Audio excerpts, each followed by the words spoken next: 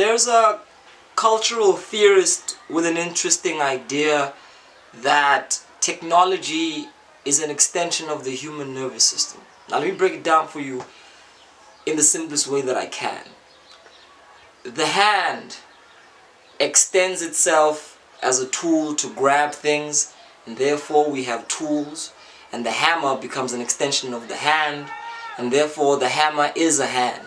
And therefore we get to a place where our development with things that allow us to access and grab and hold on to reality, as it were, complexify as we develop ways to find ourselves in the world. So therefore the cell phone can be seen as a hand in the way that it allows us to touch each other both physically and psychologically. Glasses can be seen as an extension of the eyes because they help us see better. The automotive vehicle is an extension of the feet because it allows us to do the same thing that they do, which is move at further distances. The aeroplane, transportation in general. If you get my drift here, every piece of technology that we've invented is some way of improving some body part that we have. Therefore, technology is not something different from us, it's an extension of our bodies. We are these things. We invented them to enlarge the human body.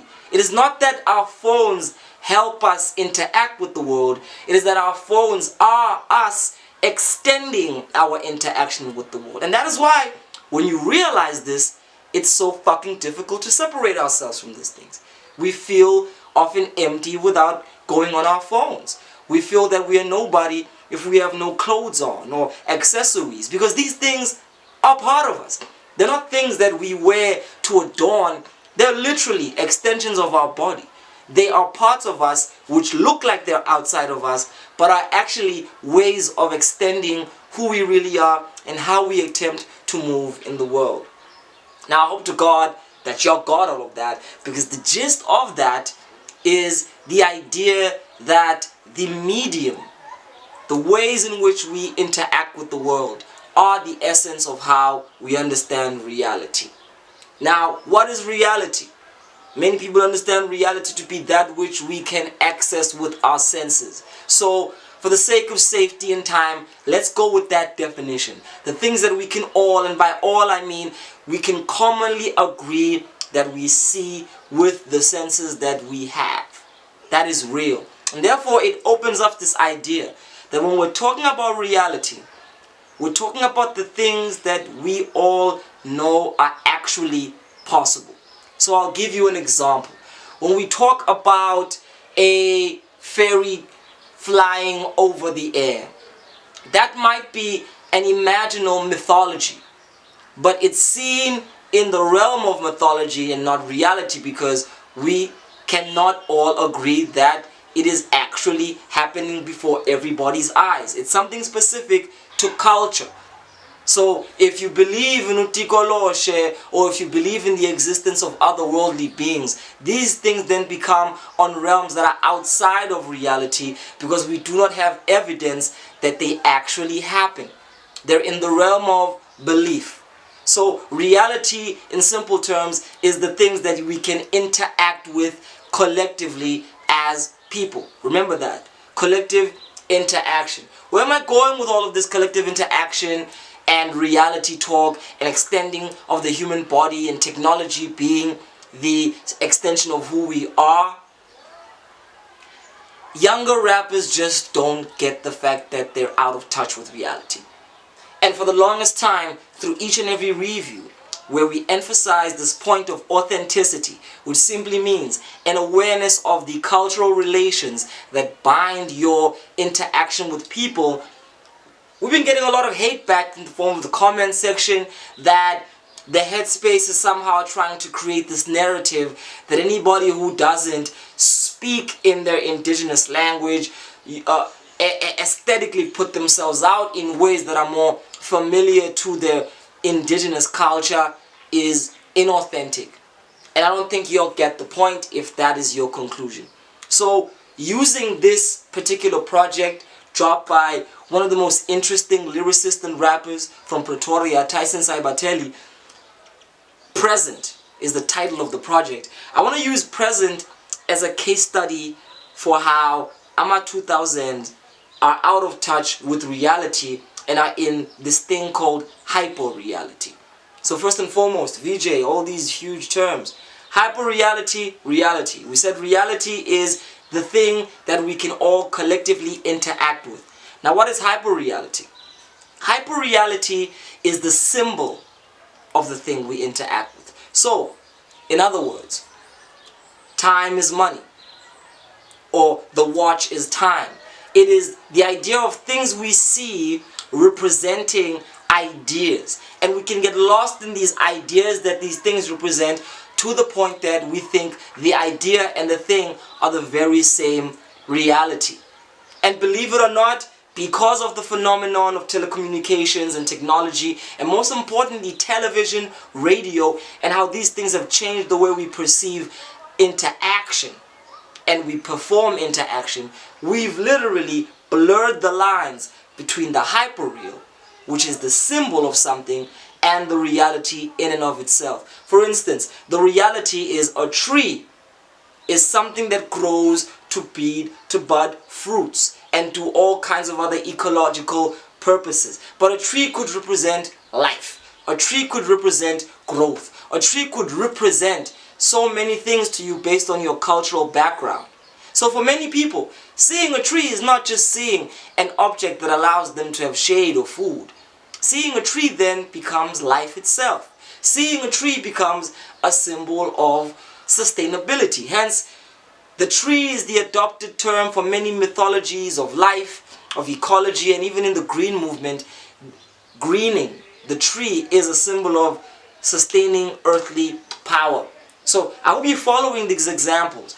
A pair of sneakers is functionally just shoes you wear for comfort and functionality. But symbolically, it can represent anything from sport to the pride that comes with victory, to street fashion, to a certain level of status. Therefore, it's not that easy to just go into a shop and grab any sneaker just for how it feels. You literally choose it because of what it means. That's what determines whether or not you like Nikes or New Balances. Not because of the functionality, but because of the symbol that the brand represents. And what you want to be perceived as, and what part of image you want to be aligned with. And this is the trick here, is that these objects that we interact with are now blurred with what they represent in this entangled form where the hyper-reality, the symbol of, per se, the sneaker, becomes totally blurred with the sneaker in and of itself. Now somebody could sell you a sneaker which really has no functional use, because maybe the brand name has greater symbolic meaning. That's how you get a lot of brands out there selling shabby sneakers, because their representation is mass markedly popular. You get what I'm saying? So the internet creates this place where we are jumping into a hyperlinked cultural landscape, a virtual landscape that literally feeds on ideas instead of functionality. So rap and hip-hop is a part of that. Rap is the hyperreal of supremacy. It is the fantasy of power. Rappers are black, mostly black people, from the streets who try to empower themselves, but the art form in and of itself now has been co-opted by luxury lifestyle, aspirational living, to a point where the rapper is a symbol of big dreams. And every rapper thinks that's what they need to be to rap.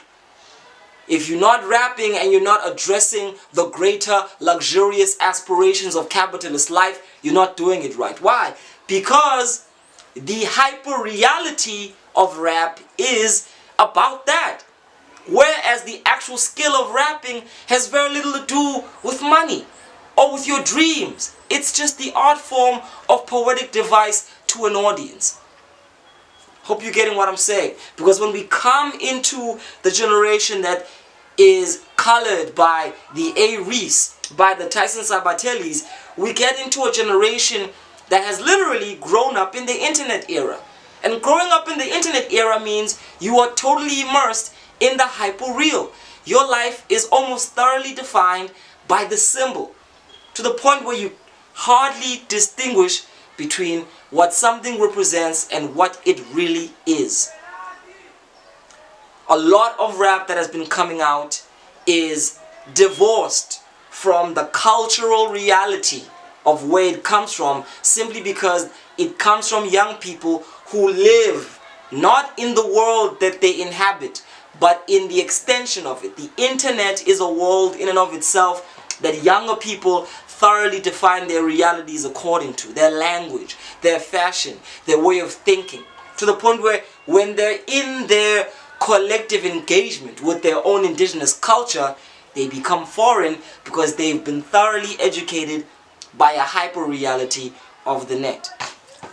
So now, Tyson Sybateli creates a project called Present, the now moment, emerging into who he has become, leading up to this very potent reality of where he is as a rapper right now. And on the surface level, listening to this project, from Playing with Fire to No Comment featuring Utato Soul as it goes into the melodic synths that feel all springy, to Two Up, which is kind of like a spunky, spruced up, flirty song, to I Can, which is, you know, that booming, thumping, maliciously arrogant single with Pretty Ugly, which is an assertion of power and pride, all the way up to Phone Hello with starkly brilliant features by Mochin and Landrose, who complement Tyson Sybateli's hyper-real style of Americanized flow. Mochin goes into the Spitori style, and we have a Landrose who, again, steals the show by being this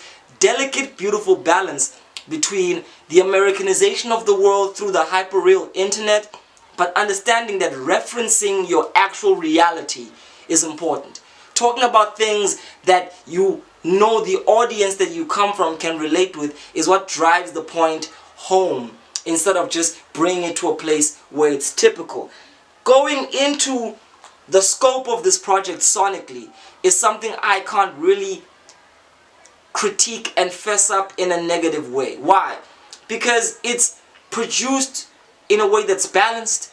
The mixing and mastering is almost perfect and delicate, from violin structures which capture an elegance to booming soul samples which kind of hauntingly bathe in this era, in this aura rather, where Tyson Sybateli himself kind of brings it out with his rugged and confident tone as a rapper. Listening to this project, it is an almost near perfect epitome of a rapper in his element, claiming his kind of primal alpha male energy out there into the industry. The only problem is that it does all of this while negating its own locality. It's a project which jumps to the world by ignoring the fact that the artists come from South Africa. And as a result, it's lost to its own people, only so that it can find itself to a general world. And it's this misconception of what influence really means that allows most projects to not really sink and become sustainable, because they're throwing themselves into the representation and not the reality. I'm going to put this in a simple way. Our adoption, I mean South Africans, of Ebonics, or what is now known as African American Vernacular English, or ARV, is in direct relation to white proximity. What I mean by that is the rappers that sound the most Americans are the ones that had better education and thus can master the accent more. So there's a politics that most people aren't noticing here. If you want to be a successful rapper, there's a closeness to whiteness, which is a closest to Americanness, that brings you to the top. And this is what most people don't realize, to the point where you could be an MC who's not saying much that is relevant to their own people, but their accent just feels so global that people are enamored by you. What causes this? Here's my theory. The fact that the image of America to us is greatness, power, the tall skyscrapers, McDonald's, KFC, literally everything that we look at as progressive and powerful comes from America. So automatically, when somebody sounds American, they're closer to power. in the representation of it. And that is why we let a lot of inauthentic artists slide, because they express themselves in a way that feels powerful, aka feels American. And it's this Americanization of culture due to the internet and pop culture in general through the culture industry that means that if you can speak like you're white, you can speak like you're American, even if you speak like a black American, because black Americans live in the center of white monopoly capital. So what does this mean? What I'm trying to say through this review is influence without naturalization causes alienation. If you don't look at where your influences are leading you, you will be separated from your own culture if you're not aware of this. And this is what's happening to the current generation. There are 3 stages of influence: the typical, the familiar, and the relational. Something is typical when you're used to it. Something is familiar when it's closer to what you're around. But something is relatable when it's literally part of what you know. Artists have now skipped the relational, and sometimes they skip even the familiar to jump into the typical. They just become typical because they're trying to aim for that which people are kind of used to, even when they're not directly in relationship with it. And this is what I accuse artists like Nasty C and A. Reese of. They have ignored relatability, familiarity to go to typicality, to become something that can be typically accepted by today's modern pop culture standards, because they take who they are as South Africans, neglect all of that to jump into the hyper reality, the representation of pop culture, to live in that place at the expense of their South African reality. Because they don't really, South Africans at large don't speak these words. These slang terms that they use come from a certain environment. The fashion comes from a certain environment. And I'm not saying you can't adopt it. I'm saying when you adopt it without naturalizing it, when you wear a pair of Nikes without understanding what they mean in a South African context, and you wear them as if you were still in the States, when you say words like my bad and damn piece and you capping like you're still in Atlanta without understanding what these words do in the South African environment, you are totally lost in the hyper reality, because you're not taking the influence and using it in your way. You're simply taking it as it is and regurgitating it. So as a result, you alienate your own people because you believe you're aspiring for a greater audience. So that's what's happening. The identity that orientates us in the hyper realm is sending us towards the interests of the West. Capitalism is American culture for the most part, even when it's South African. And that's why when you turn on your radio, the voiceovers are American accents for some reason. In most of our adverts, people feel and look like they're in a global platform. Because even when we try to represent who we are as South Africans with Ilokishi and our particular history with apartheid and our own nuances of culture and vision and aesthetic, we do it in a way that filters into this greater world of hyperrealism. We play with what things mean and we don't really understand how they function.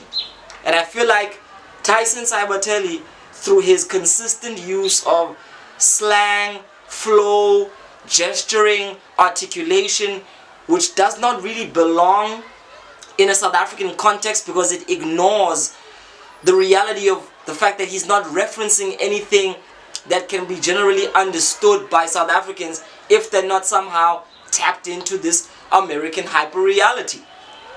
Don't get me wrong, Tyson is an incredible MC, but it's this insistence on mimicry that is out of context that just makes him feel like I'm listening to Chance the Rapper or Kendrick Lamar. You never feel who these cats are. You just kind of get where they're influenced by. This air of Americanism. And most people have no problem with that because it's associated with power. But the ultimate function of it does nothing for them other than just subjecting them to the whims of Western standards, when South Africa has its own unique rules and nuance for how culture and art moves. So for me, ultimately, this project lives in two realms. On a hyper-reality level, it's a great project. I could literally play this alongside J. Cole. But because I'm South African, and I know that I'm listening to another South African, there's a dissonance. I'm lost in the question of why Tyson seems to be living in this bubble which is not directly referencing his own culture and his own people. Don't get me wrong, there are shining moments where he switches into the odd spitori here and there, and these are glimmers of what could be possible when we understand how to use the hyper reality to infuse our own representation of things.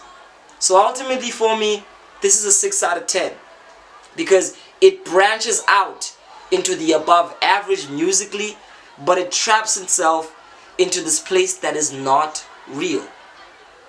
And because of that, Tyson Sybateli and artists like him are sacrificing their skill and their talent to movements that they cannot determine, instead of claiming the influences that come from other parts of the world and configuring them in ways that can work in a South African context, as artists like a Maklera or a Mushini or a Landrose in this very project are doing. It seems as if the artist Tyson himself is featuring in this project understand this dynamic better than he does. Maybe that's the case, maybe that isn't. Ultimately, this review has been to direct itself to the younger generation. Be careful that you do not get lost in this hyper reality that attempts to take you into a place that blurs the lines of culture and power, that simply says that things are what they seem, when you know that it's really more intricate than that. The relationships of our influences tie us into where our power goes. And for the most part, if your influences are completely sourced by a Western lens, you're giving your whole essence to a world which does not only belong to you, but doesn't respect you and acknowledge you. And when I say belong, I don't mean claiming. I mean accessing power. Belonging is being able to find power in something. South Africans do not belong in the American world. We might feel like we do. We could take aspects of what they do, but the only way we gain power is when we configure these things in ways that can generate our own message that is in the context of where we are as South Africans. So 6 out of 10 from me. And ultimately, the present seems gloomy if we are to judge it according to what I see here. And a little extra bit, what's up with the whole sobering podcast cats all over this project? Somebody tell me if they're trying to sacrifice the value of their podcast by promoting a single artist, because that's how it feels like. And I thought podcasts were for opening up platforms for all MCs. So I'm trying to understand what the ultimate motive could be by Tyson literally being pushed by a whole podcast. That just seems a little biased. Talk to me if you're out there and you're listening, particularly the brothers at the Sobering Podcast who produce what I believe is some of my favorite rap essay content, and they cover a lot of our celebrities with a level of integrity that I appreciate. This move in particular, it lost me because it feels a little risky to put all your power and influence in one single artist when you know that you're interacting with a whole ecology. My name is VJ, the brother from the ancient mother, and I'm just trying to be real.